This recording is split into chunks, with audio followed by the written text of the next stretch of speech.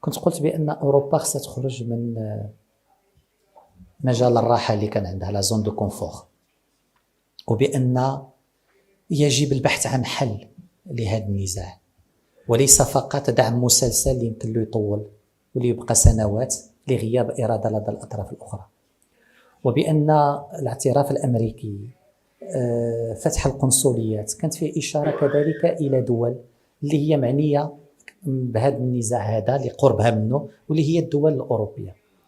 واليوم كاين واحد التطور، كاين واحد الحركية في هذا المجال، وشفناها منذ الموقف الألماني اللي كان في يناير 2022.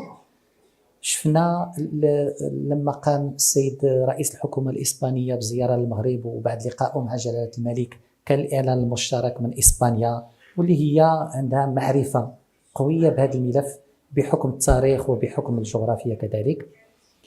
جاء الموقف الهولندي، جاء الموقف البلجيكي، جاء موقف اللوكسمبورغ، جاء الموقف الهنغاري، جاء الموقف السلوفاكي، جاء الموقف ديال قبرص، وجاء اليوم كاين واحد 10 ديال الدول اللي هي أعضاء في الاتحاد الأوروبي اللي مشات في هذا التوجه للتأكيد على أن إذا كانت مبادرة الحكم الذاتي هي جدية وذات مصداقية، فهي كذلك أساس معقول وأساس جدي وأساس عملي لحل هذا النزاع المفتعل.